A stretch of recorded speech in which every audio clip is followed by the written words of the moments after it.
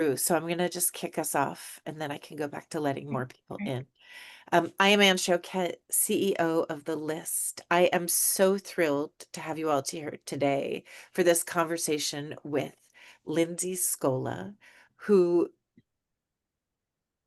is a sleep and productivity expert, but I happen to know that she is so much more, that she is a warm friend, that she is a deeply caring person, that she is, I want to say that you are indefatigable, but I know that's not true. You are like deeply into your sleep, and yet that gives you these deep wells of energy. And one of the things that I love so much about you, Lindsay, is how you really show up for your community. And so I'm so grateful to have you here today for this conversation. Oh my goodness, we have so many people coming in. And Ryan Cunningham is here. And just before Ryan, before you got on, I was asking Lindsay how you met, which is through another member of the list, Lynn Harris, who runs Gold Comedy, where you were a teacher, and Lindsay took your class, and you really forged an important friendship and business relationship and collaborative relationship. So I'm so grateful to have you here. Ryan Cunningham, for those of you who don't know her, is an Emmy Award winning, Oscar nominated. Am I right? Tony? No, not Oscar, but other things. Yes, Other things. Peabody. We're just Peabody manifesting that right now. Award-winning director, writer, producer. And as she has put into the title of this, she's a fellow ADHDer. This is a Mhm. conversation for people who have ADHD, people who suspect they have ADHD, people who just want to tap the power of their brain because we are all so overwhelmed. And frankly, like every conversation I have about AI ends with me wanting to crawl under my desk and just hide and find a time machine. And so I'm really grateful for the leadership that you are bringing us here today. I am going to dip out and get into the chat and put in links for Lindsay's book and leave it to Ryan and Lindsay to take it from here. So thank you, everybody, for joining us. Yeah, so I will take over. So everyone, this is Lindsay Scola, who is a writer, speaker, recovering productivity junkie. She's played a million roles in her career as of I think it's one of the reasons why we really get along. We also obsessively watch television and movies and have weirdly like the exact same taste, like more so than anyone else I've ever met. And she has written this fantastic book called AI for ADHD, a practical guide to starting and actually finishing what matters. And I am so incredibly proud of her. And she has made me um, not afraid of AI anymore, which has been a very interesting development. So, if you've ever found yourself, staring at a blank page while your brain throws a rave in its frontal cortex, or if you've opened ChatGPT to write one email and somehow ended up rewriting your entire life plan, like this conversation is for you. So let's talk about ADHD because we were both so entwined in each other's diagnoses. You were diagnosed first, and after you were diagnosed, you were like, I was like, yeah, I think I might have ADHD, and you were like, oh yeah, no, you definitely do. You definitely have it, which caused me to seek out a diagnosis. And so I'm curious, what made you seek out a diagnosis in the first place? Like, how did you first suspect you had ADHD? Well, now that I know what I have, I can trace back my symptoms to when I was little, but had no idea that these had a name. I'm someone who hit perimenopause early, probably started around 39. Um, and for those of you not familiar with how perimenopause and ADHD can affect each other, you start to feel like a toddler in a middle-aged body. And really started looking for some assistance on this. My story is very intertwined in the fact that I collect chapters of other people. Okay, so Oh, So I was diagnosed with narcolepsy when I was 35, and narcolepsy doesn't have a novel treatment. And so sometimes you end up taking ADHD stimulants to help with the sort of wakefulness component around narcolepsy. And so I had been on Ritalin for a long time with really good success around narcolepsy, but I needed more of that wakefulness component and started going up and up and up on this diagnosis or on the medication until the point where I was starting having really bad panic attacks. So my doctor took me off and put me on a non-ADHD stimulant. And so some of these symptoms that were probably a little bit at bay start popping up. And at the same time, Ryan and I have a pilot that we've been working on together for a number of years now. And she suggested putting a neurodivergent character into the script. So we decided to give this woman in her 30s ADHD. Now, I thought I knew what ADHD was, and it's like little boys bouncing off the walls, but I've been hearing a lot more about women having it and getting diagnosed later. So I thought, oh, this is a really interesting thought experiment. And then suddenly I realized I was just writing myself, and she became the easiest character in the script to write because I was like, what would I say? What would I do? How would I react to this? And it became very clear in my mind at that point. My GP agreed that this was likely something that was going on. It took forever to find a psychologist or a psychiatrist that was on the insurance that would evaluate me. Finally found someone about 6 months into this process who told me that she was willing to evaluate me. She didn't think I had it. She thought I was just going through a cognitive decline in my 40s and I should just keep a calendar. To which my response was, bitch, I've been keeping a calendar since I was a teenager. I kept a calendar for the president of the United States. I'm not coming to you because I'm missing cocktails with the girls. I'm coming to you because no matter if I'm trying to fix something to eat for breakfast or write an email for work, I see an endless web of possibilities and I'm completely paralyzed on my sofa. So maybe we could have more of a conversation around this. Clearly, this was not the right situation for me. I wrote her an email the next day that I was seeking care elsewhere. Finally found someone 2.5 months later who reported that not only did I have ADHD, I was in the 99th percentile for inattentive ADHD because I believe in doing things really well. Yeah. And so you write that you were just starting, I'm sorry, that just starting felt physically impossible before you discovered AI. So can you walk us through one of those moments? Like what did stuck look like for you before you knew it was ADHD, and how did AI shift that? Yeah, I mean, so one of the problems with ADHD is because you can see sort of every angle of every situation is that you can overthink things into an oblivion.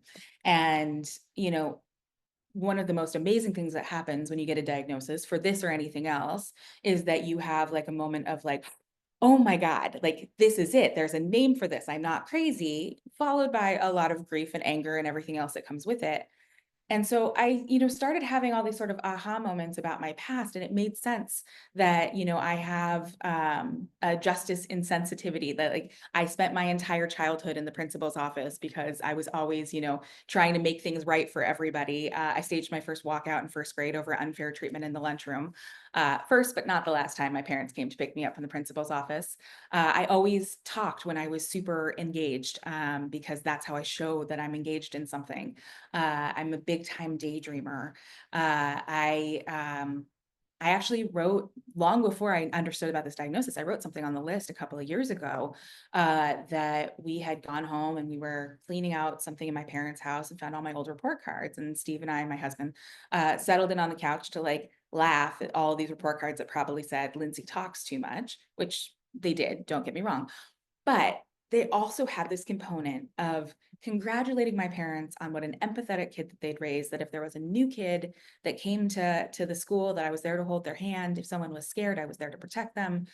And then the flip side, there was a complaint in every single report card that I was going to struggle for the rest of my life for how emotional I was, that I was quick to tears, that I cried when I was frustrated, which are the same sides of a coin. And so all of this starts making a lot of sense to me. And so I'm like, okay, I know what it is.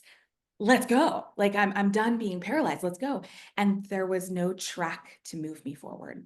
In my head, I think have always been a writer. I have always woven really beautiful thoughts together. but years of public typos. I spell like a second grader. I have terrible visual processing. I mix up months and dates. I did that in an email 2 weeks ago. And then when I went to correct it, I still missed up the date. And so I got really in my head, like, you're going to look like an idiot every time you put things out. So I was noticing that before I would write something, I was sort of dumbing it down. If there were two versions of a word and I got in my head about using the wrong version of the word, I wouldn't use that word. And at first, AI became this sort of fancy spell checker, because the spell checker will notice if you spell the word wrong. It won't necessarily notice if you use the word wrong. And so AI was starting to catch that. And then I was like, okay, we can play with this a little bit more. It's noticing that I repeated a word in these two sentences. And then I had this amazing moment where I was like, all right, I can sit here and all of the words that are in my head can come out onto the keyboard. And then I can have it help me organize it. So I'm not stuck in that place of, do I start this sentence with an A or a the? And then I'm like so focused on how I start that sentence that I forgot what the rest of the sentence is supposed to say. And then, all these little tools came up that most of the time my head is like that old like card catalog from the library in college where you had to like sort through to find the book and then go to the stacks. And I'm constantly looking for words that way. And so I would be writing a sentence and I would know exactly what I wanted to say, but I couldn't remember the word for it.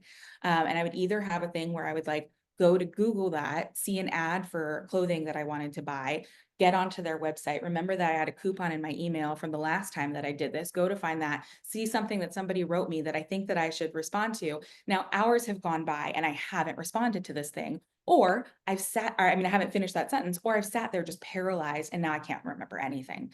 So I started writing, and anytime that I would hit this blank moment, I would just leave a blank. And then I would have the AI suggest words for me later. I might use them, I might not, but all of these things got me moving again to the point where writing became so much easier for me and I wasn't stuck on the scaffolding anymore. I was able to focus on the creativity. Awesome. And you have a very interesting, very like high stakes career.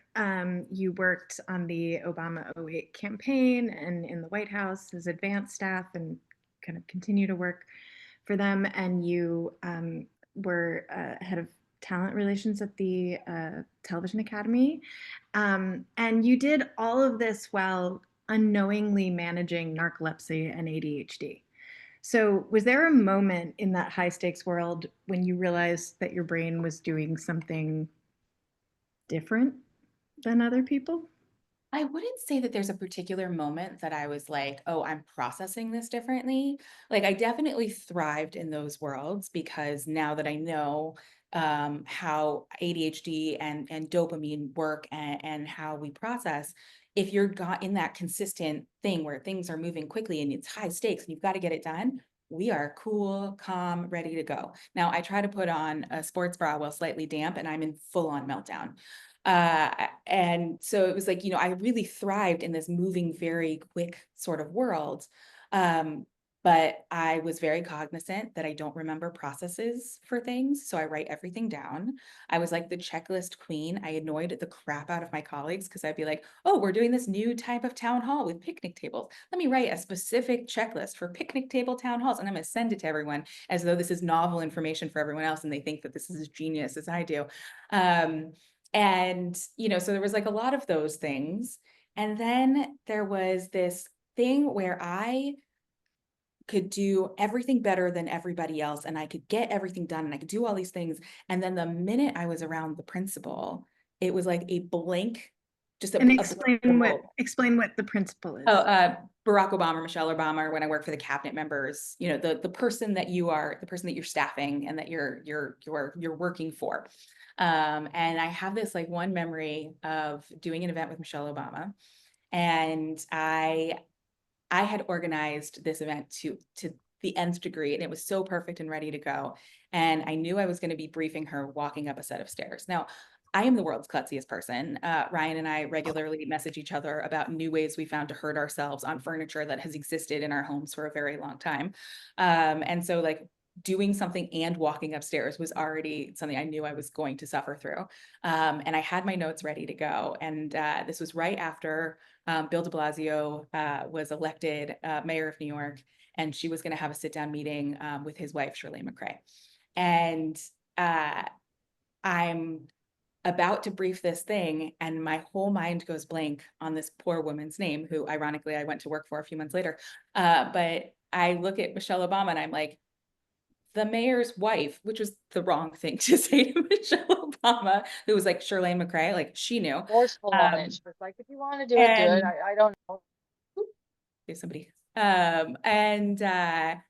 I was just like, I can't believe this piece of information that I've been working through all week and planned for, that it was completely gone. And then you do this thing with ADHD where you beat yourself up for weeks and months and years later. Like I'm still replaying conversations from the 4th grade that I wish I had said something differently at like 3 o'clock in the morning. And so that was like one of the big ways that showed up. The other way was, I was also battling narcolepsy, and I don't know which one was affecting what when. And, the thing with narcolepsy is that you can be completely otherwise engaged and then have this moment hit you where like this fog anesthetizes your faculties and tells you, if I don't go to sleep right now, I'm going to die. And I was really skilled at taking secret naps in bathrooms. I could like curl myself up onto a toilet seat, put my head against the wall, take a 15-minute nap and feel much better. And the first time I saw a doctor about this, I was 16, and she told me that I was busy and busy people are tired. Now I got to DC and I'm literally working with the best and the brightest, and I didn't see them taking secret naps. And so for the longest time, I internalized this as, you don't want it enough. You're not as ambitious as you think. Well, so speaking to that, the dedication in your book is a love letter to your younger self. So what would you say to that version of you that thought she was broken? And what do you hope other readers unlearn about themselves? I'm going to read the dedication for the people who haven't read it yet. So to my younger self, you weren't lazy, you weren't broken. You were building a life while carrying a weight no one else could see. I'm so proud of everything you accomplished, not in spite of your brain, but alongside it. You can let go of the shame now. It was never yours to carry. I think so many of us with ADHD specifically, we have felt like aliens our whole lives trying to figure out how the natives are operating. And so you're always in trouble. Yeah. So you're constantly trying to figure out what the right thing is to say and how to act and what to do. And sometimes you nail it and sometimes you don't. And there's always this feeling writing right here that says, why did you not know what to say in that situation? Why is this so hard? Why does everybody else seem like they've got figured out and you don't? And the thing is that ADHD has really been my superpower. I have thrived in some of the hardest situations to operate in. I am creative beyond my wildest dreams, and I can do a lot of things at the same time. I wrote an Instagram post in November about how I was using AI with my newly diagnosed ADHD, and someone was like, I could read a whole book on that. And my ADHD brain said, you should write a whole book on this. And here I am not too long later. And so all of that has gotten me to where I am. And now that I am not consistently beating myself up for the things that I can't do or I don't do well, there's just so much more room to do the things I want to do. And you say that AI didn't replace your creativity, it amplified it. So what's your can you walk us through all the ways that you use AI and what is kind of your go-to AI ritual now?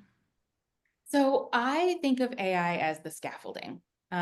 It comes in and it puts the structure on the building so that I can do the interior design. I can figure out what kind of outside it's going to look like and what the grounds are going to look like and what the furniture is going to be. And before, when I was getting so hung up on things like structure, now I can have AI give me a draft of something or an outline for something and not use a single word. But getting out of that space where I am no longer stuck on a blank page has freed me up so much to let loose and play. And I get a lot more things done faster that way. I write a weekly newsletter on sleep, and just the yesterday's newsletter, I knew I wanted to write it about coffee. I knew I wanted to write about how your first cup of coffee really doesn't do anything for you. I knew that I wanted to use like a really good analogy about how, you know, your brain works with adenosine, this chemical that builds up sleep pressure, and what coffee can and cannot do for that.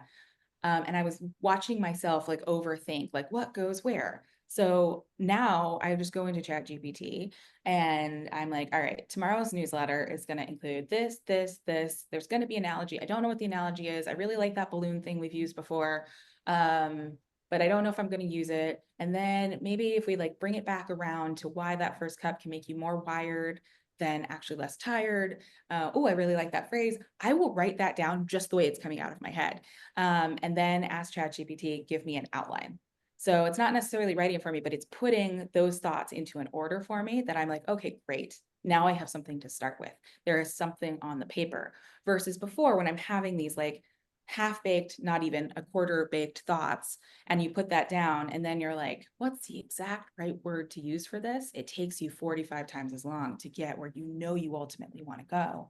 I'm constantly like chastising ChatGPT for not reading my mind, which like, of course it can't read my mind. Like I'll be like, that's not what I wanted you to say. I wanted you to say this. And then I like type the full sentence. And then you're like, okay, come on, Scola. Like you just said what you wanted to. You don't need to spend extra time trying to get the machine to say the thing that you know you want to say now. But it's really freed that up. It's got me, you know, I have a couple of different ways when I'm stuck that I go to it. I love being on podcasts. It's one of my favorite things that I do. So I will use the ChatGPT app on my phone, and I will ask it to interview me one question at a time on a specific topic. And I give those responses back verbally. I live in LA. I spend a lot of time in traffic. So this is something I do in the car. And by the time we finish this conversation, I have my next 3 newsletters mapped out.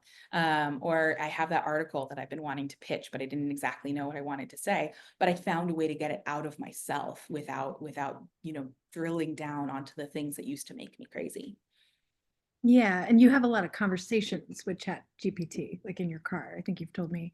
Oh, And on the and car, at home, all yeah, the time. yeah, And my yeah, ChatGPT is me now, so it's very sassy. yeah.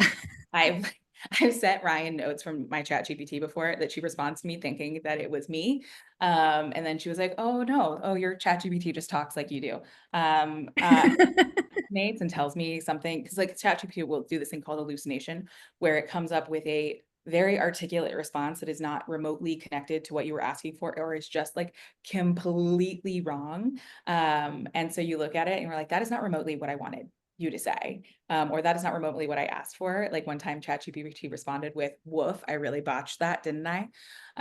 So yeah, we spent a lot of time in the back and forth. And it's been one of the great things about it is that, you know, I work for myself. I don't have a staff. I use it sometimes like I talk to it sometimes like it's like a super awesome assistant that I've been working with for a long time, or that we're business partners on something.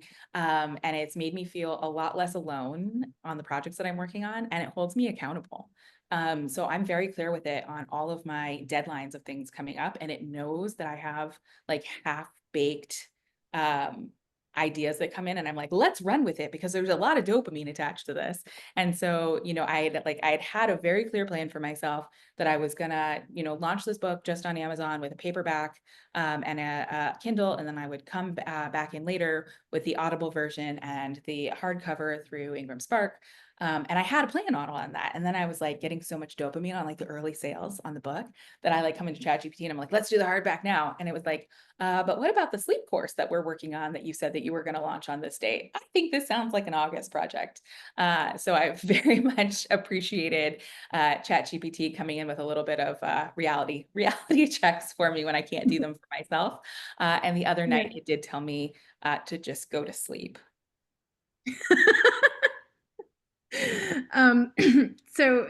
Billy Abraham just mentioned something in the chat about how it sounds like Chat GPT replaces a lot of the executive functioning in ADHDers. And I think the way that you explain executive dysfunction in the book is so vivid. Like I now see my brain as this like tiny air traffic controller with a Red Bull addiction, like working at the Newark airport.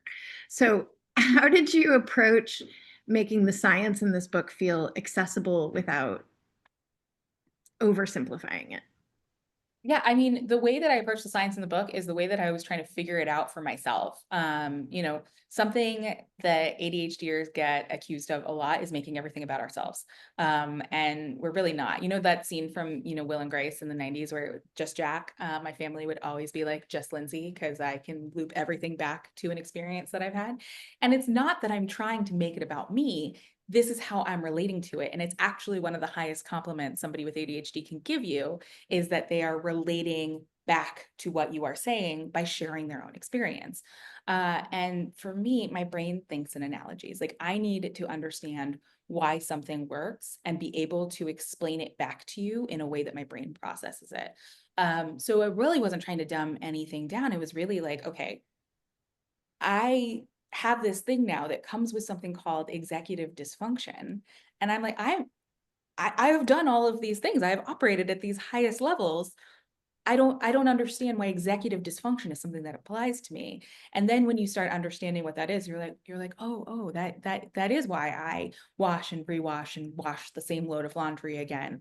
And why I do the I can't same make, thing. Yeah, what like uh, it'll sit completely wet in the washer for 24 hours and get all mildewy, and then I'm like, shit, I have to wash it again. Yeah. now that you say that, I know that there is a load in my washing machine right now that has to get rewashed when I get home. But I take everything out of the microwave 5 seconds before it ends because I can't wait that long. Like these are all things that go into executive dysfunction. And so, in the book, there's a description of our brains as air traffic controllers. Now, in a neurotypical brain, there's a thing that needs to happen, and your brain takes the thing, and then you do the thing. There's a 1, 2, 3 step process. Now, ADHD brains, the thing that has to happen, your brain comes in and says, like, is this interesting? Is this exciting? Probably not. I'm going to go do this thing. This thing still needs to happen. And so there's like 18 steps that back around to the point where you've actually gotten to the thing that you needed to do. Because the air traffic controller probably showed up for work late that day and found a new hobby that it's way more interested in, and it's going to focus on that for a while. And for folks that aren't familiar with why this happens, it's how we process dopamine. And so when you start learning about ADHD and you hear a lot about dopamine, you're like, oh, ADHD brains need more dopamine. And that's really not the case. We're all getting the same amount of dopamine, but we process it differently. If you imagine an ADHD brain is a race car that you are filling a leaky gas tank, you're putting all of the processing power in there. You're just not giving enough go juice to go to the places that it's going. So you're spending a lot more time seeking that dopamine out to do the things that you need to do. So if you imagine a neurotypical brain is a cow, now hear me out on this analogy, and a neurodiverse brain is a lion. The neurotypical brain, our cow in the meadow, has all the grass that it needs, and it's going to keep eating the grass, and it can take it at a steady pace because it's not afraid the grass is going to go away, and it has the fuel that it needs to process and do the things that it needs to do. Now, the lion, on the other hand, it sees the food, it gets the food, it eats all of the food because it doesn't know when it's going to get the food again. So if you ever see a picture of a lion after a hunt where they've eaten an entire gazelle and they're like laying on their back with these like big bloated bellies, even if it like completely disables them, their body is meant to process it that way because they don't know when they're going to get their next kill. So ADHD brains focus in the same way. We need all of this dopamine to make the processes in our prefrontal cortex work, which is where our executive processing happens. But we just don't know when and how we're going to get it. So we're always seeking more, which is why we go to these shiny things, the fun things, the really fast things. And then the things that are not necessarily giving us dopamine, we're going to put to the side because you got to get all the dopamine you can get. Yeah. So let's talk about shame. So you're in the book, you're hilariously honest about typos and paralysis and the sort of myth of like trying harder. So how did writing this book help you release some of that shame? And how did you know when a section was ready to be seen? You know, for so long, I felt in order to be taken seriously in my career, I had to present in a certain way. And I could generally do that well enough at work, but it was always like the other things had to be hidden. I used to live in this bungalow in Echo Park in LA, that the bathroom was through the bedroom.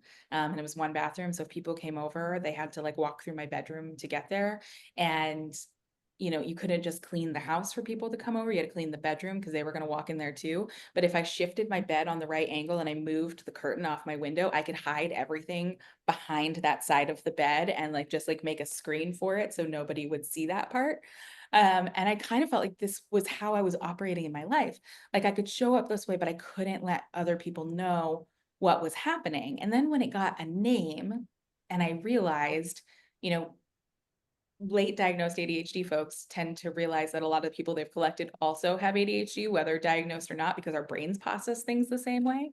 That other people are seeing this, other people are feeling this way. And I'm grateful for this career that I've now landed myself in, that it doesn't matter if I tell people just what a messy human I am on the inside, because there's other people out there that need to hear that and know that they're not broken, and that there's things that we can do to help with the hard stuff so that you can keep doing the awesome things that you do, because you're absolutely not broken. Like this is a superpower. And the we I want people to be able to also let go of some of that shame, so that they can focus on the things that they do really well. And writing this book was incredibly cathartic for me, because it was putting this out there in a way where I was, making a declaration that I wasn't hiding it anymore. And the catharsis of literally working through what I was going through at that time, to be able to share it with other people, because I am somebody who really does learn through teaching. And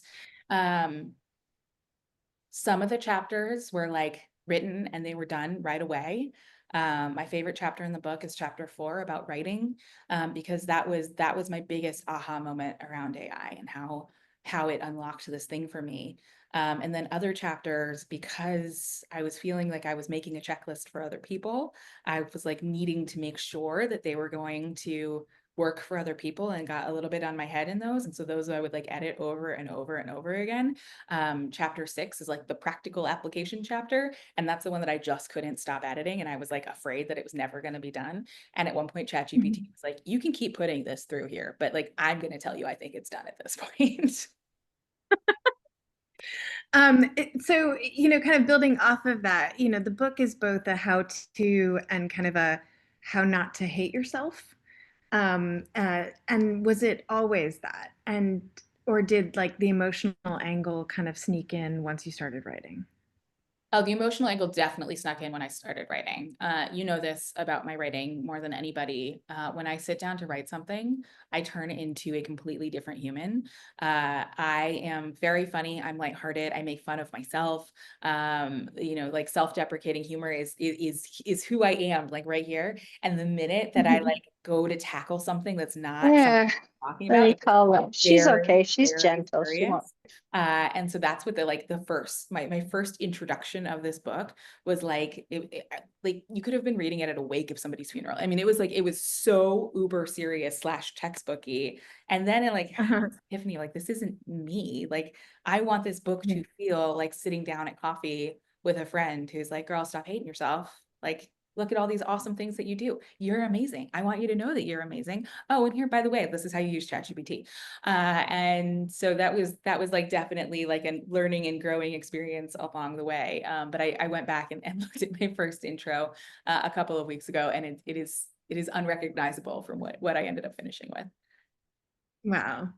So you frame using AI as an act of self-compassion, not cheating, which I think, a lot of people can feel guilty about. So for folks that are like just still wary of tech and AI, how do you reframe that guilt?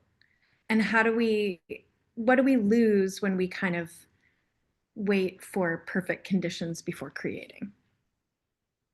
Yeah, I mean, at first, I was afraid that if I told people I was using it, they were going to think that I was cheating. And then it was like, okay, this is no different than using a spell checker on Word, or using a calculator for a math problem, or using a note taker so that you can process information and be present.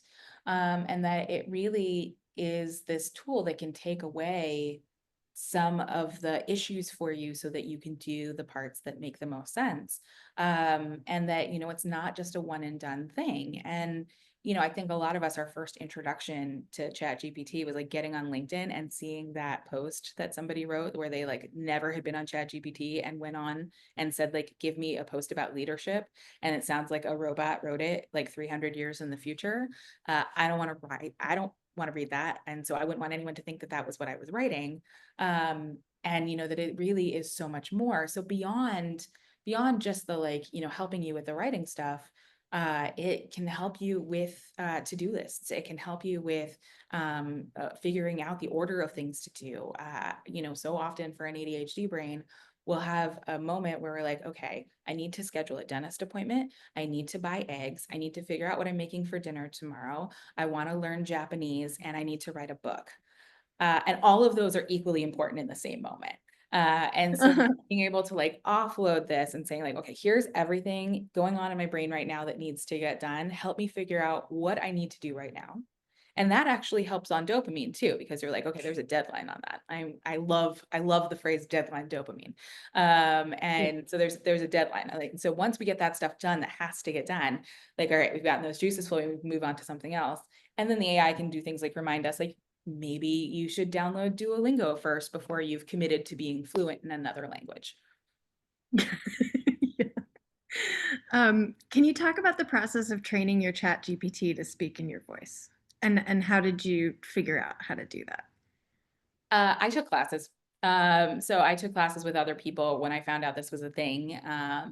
I don't know about everybody else, but I know for me and a lot of other people with ADHD, you can have a day where your brain sounds totally brilliant and a day where you are flat and you can barely get a sentence out. And so the idea that I could have it trained to sound like me on my best day was really relieving for doing the things like sending emails for work, or I am blessed with this network, a lot of you are on here, of incredible humans that write books and write articles and do amazing things that I want to amplify and put out in the world. And before, if I was going to sit down to write a LinkedIn post on a bad day about somebody's, great article that they just wrote, I could spend hours sitting there not knowing what to say, thinking that I was going to sound dumb. Why would they want me associated with their thing if I put out this dumb LinkedIn post with it? And like, even on the bad days, I know kind of what I want to say. So I can go in and say like, all right, my friend just wrote this article in this publication. Here are the key points that I really loved. Help me write something that's about a paragraph long, that sounds like me on my best day, that says those things.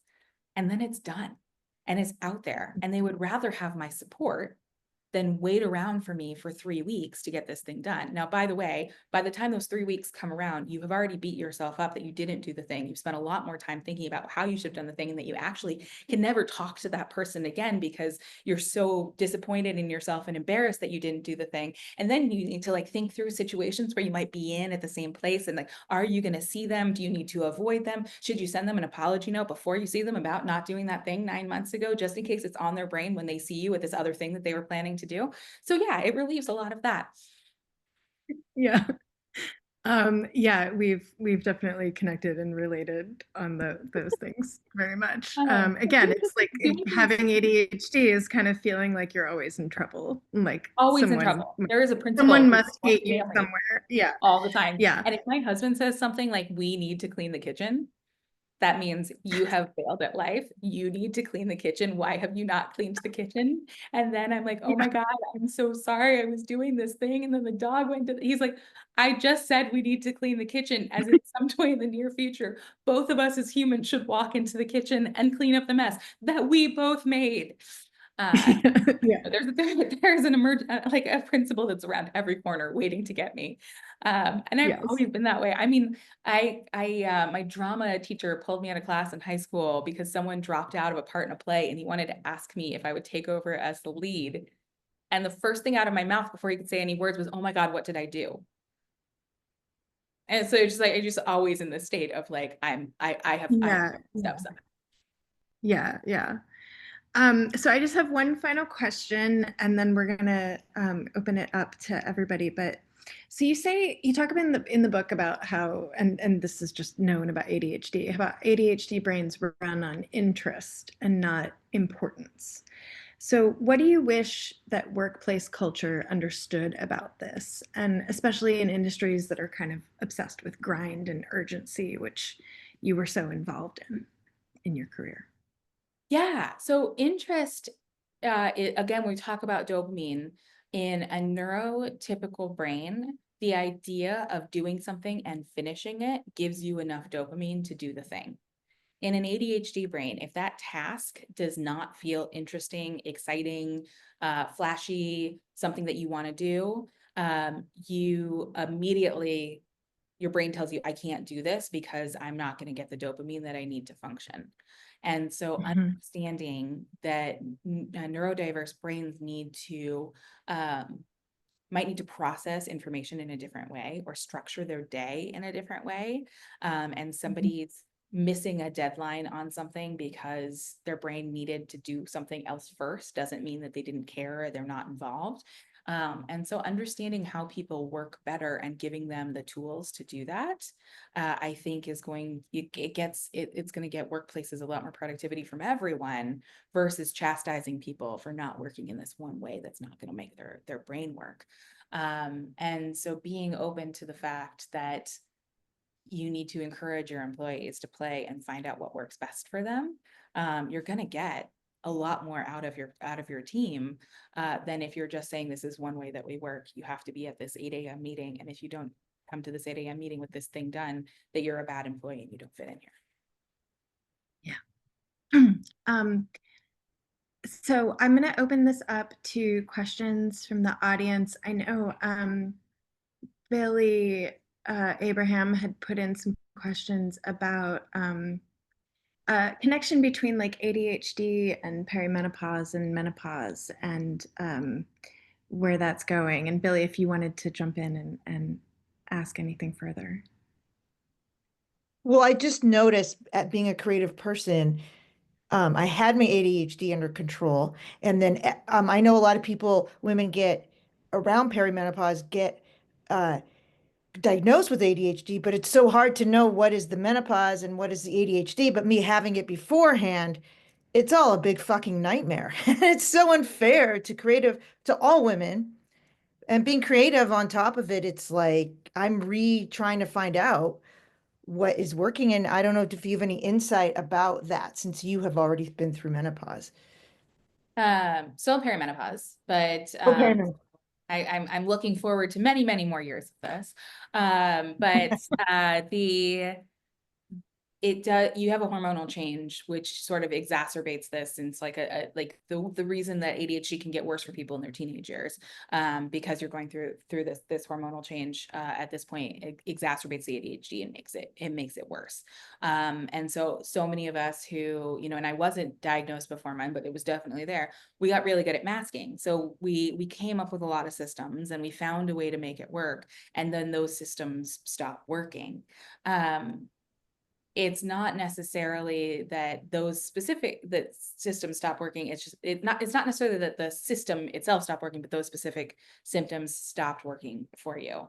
And so I think there is a need for us to understand that what worked for us at 20 isn't going to work for us at 30, isn't going to work for us at 40, and then finding the new systems that can replace that, and giving your brain permission that, like, okay, this like Google Doc system that I created for myself at one point that worked really, really well. Now when I open it, like looks like I'm, reading Klingon. That it's okay to come up with a new system for yourself, and take the pain out of at least that part of like, oh my God, why did this work for me at this point and not now? It could be medication changes. The ADHD medications, there's a lot of them and they all work slightly differently, even though they do the same thing. And so like I've even seen with myself, medications I've taken for narcolepsy, which are likely treating the ADHD as well, that didn't work before or work now, or vice versa. And so being able to have good communication around trying different different medications out at different dosages to play with whatever you're doing on the menopause side. And then to put my sleep hat on in the middle of this, is that we have the most fractured sleep when we're going through perimenopause and menopause. And that bad sleep is going to exacerbate ADHD, and they're going to play off of each other, and everything is going to become harder and harder and harder. So we want to put together a really solid toolkit for ourselves, especially around going back to sleep, and what that looks like for you. For me, I have a really noisy narrator. Her name is Janet. She gets a little mean the later the evening goes on. And she's like super bitchy at 2 o'clock in the morning when I wake up. But I found that listening to dialogue shuts her up. I don't want to listen to sleep stories. I don't want to have someone talk to me and feel like I'm needing to listen and respond. I want to listen to other people talking. So I have a sleep mask with sound in it. I have it attached to my phone, and it's or Bluetooth to my phone, and I listen to comedy TV shows that I've already seen. So I am not emotionally invested in what happens. I put a 30-minute timer on the phone. I am always back asleep by the time it finishes. And I listen to other people having conversations about their lives, and I am out like a light. That might work for me. It might not work for somebody else. You could have sound. Getting out of bed is really helpful. Go and try and clean your kitchen for 15 minutes. You will get sleepy again, and then go back to bed. Yeah, and I want to mention also there was an article that literally came out yesterday in the Cut on New York Magazine. I'm going to put a link to it in the chat about new studies about how the menstrual cycle affects the ADHD, and how there might be certain days out of the month when you're in your menstrual cycle where your ADHD meds just completely stop working. I literally had one of these days like 2.5 weeks ago, which when you sent me that article yesterday, I was like, oh, this makes a lot of sense. Or it was like, I was totally fine this one day, completely dead for the next 2 days, and then I was fine again. And this is where ChatGPT can be incredibly helpful for like remedial tasks. So it was a time where I was trying to set up my Amazon ads for the book. And so I was literally screenshotting every page that I was on and putting it into ChatGPT and saying, give me easy instructions for this, assuming I've never touched a computer before. And that's how I got through every step of this. And it was literally like, okay, screenshot. What are we doing on this page? What button do I push now? And that's how I got through it. And so yeah, it's absolutely the same principle at play there, that every time we're having a hormonal shift, which unfortunately happens multiple times a month, it's playing differently with the dopamine connection. And there was a question of what headphones do you use? I think you use the Manta sleep mask, right? Yes, Manta sleep mask. A link I'm to it in the obsessed. chat. It is, they make lots of ones. I use the sound one. I just got a new one yesterday because a certain standard poodle who shall remain nameless decided to chew on mine. I have threatened him that if he chews on this one, I will sell him for parts. It has changed my world, and it's got really nice like cupped blackout pieces over the eyes. So you aren't pushing on your eyelashes, and I'm very sensitive I to should light in say, the room, and it helps with that. And then the other thing is that it has inserts that you can put in that are either hot or cold. I get terrible sinus headaches, and 15 minutes with that, and it's awesome. awesome. And I just put the link to the correct one with sound. The other one was just their normal sleep mask without sound.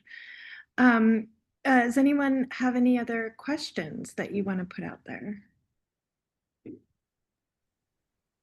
I want to pop in. There was a question a little further back in the chat about how can we support family members with ADHD or ask our family members to support us.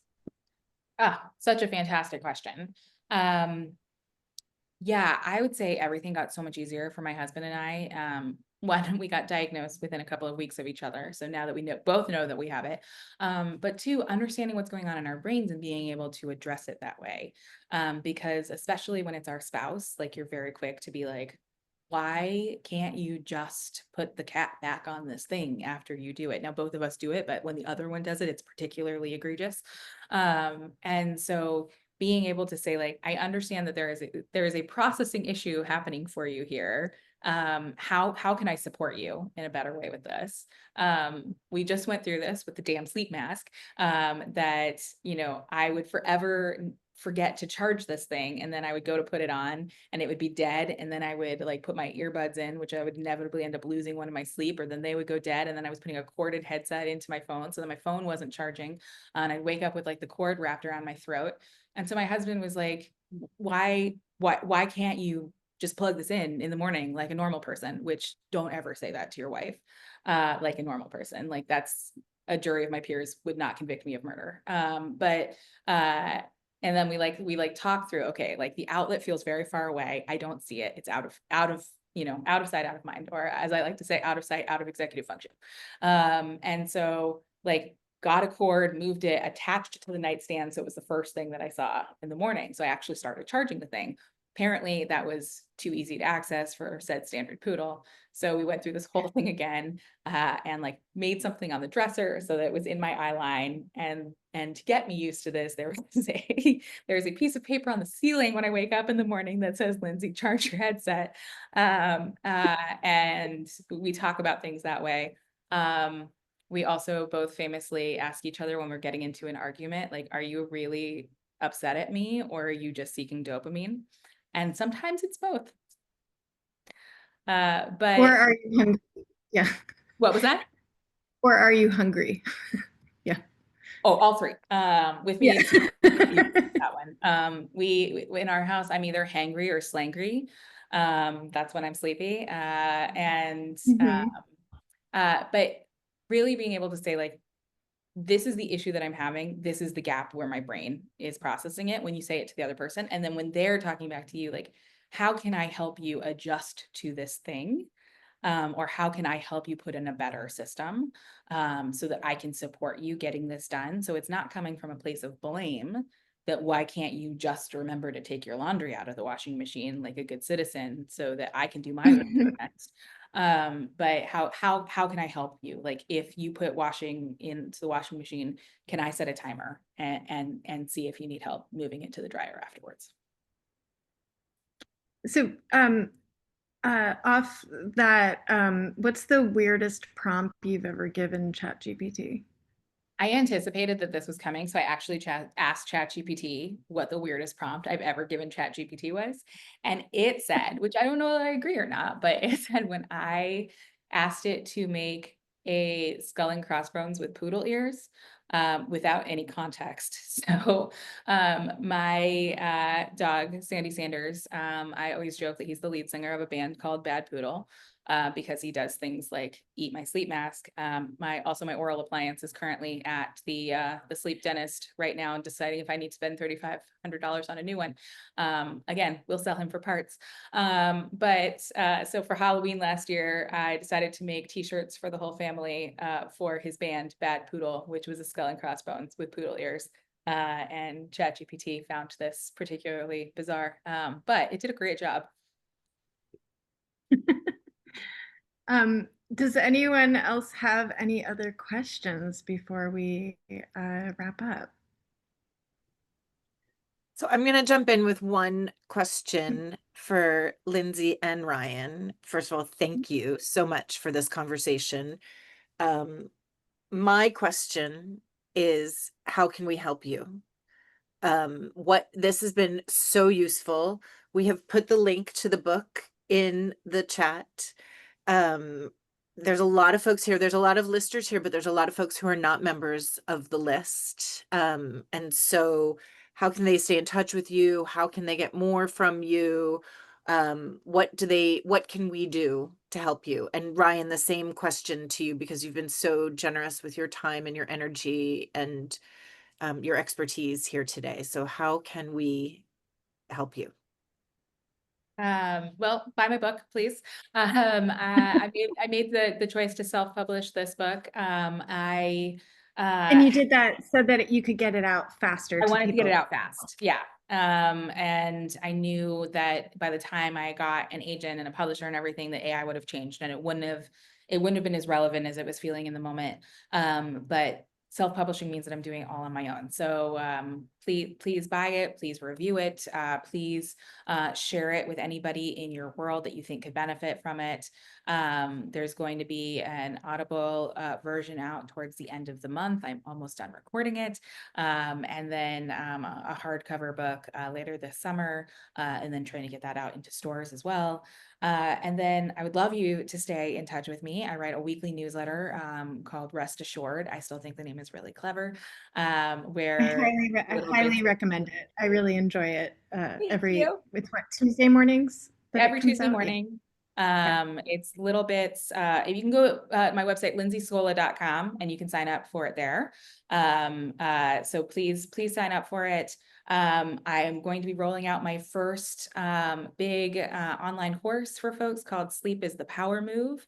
That is going to be out next month with all of the things we never learned about sleep so that you can make choices for yourself on there. So thank you all so much for being here and for such a lovely, insightful conversation. And people are asking if you have an email list to give a notice when it comes out on Audible. Yes, absolutely.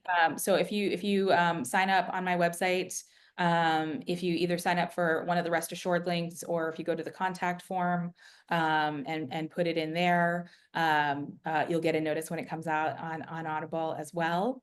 I'll definitely make sure the world knows about that. I was silly to think that I could put out an ADHD book without an Audible component right away, that people would not be begging for that, since I consume all of my content on Audible. Everybody on here who has a book, I have listened to it on Audible. So that'll be coming out soon. So please stay in touch with me there. And thank you so much for hosting this. This has been amazing. I want to turn it over to Ryan. Ryan, thank you for taking the time to prepare for this, for reading the book, for loving the book, and for being such an important person in my world. I could not do all of these things without you. You have really changed things for me. You've helped make me even more productive, and it is a real gift. And so I'm just so happy that you're sharing this with the world. So thank you for making us laugh and feel seen, and consider that, like, maybe, just maybe, we don't need to, white knuckle our way through focus and self-worth anymore, So again, AI for ADHD, I highly recommend. There's a link in the chat, and you can either buy it on Kindle or on paperback. And whether you've got a clinical diagnosis of ADHD or you just a deeply relatable browser history, this book is a gift, and I can't recommend it enough. So thank you. Thank you to both of you. Thank you to everyone for spending this time together with us. And I wish you all a good time at your 2 p.m. meeting.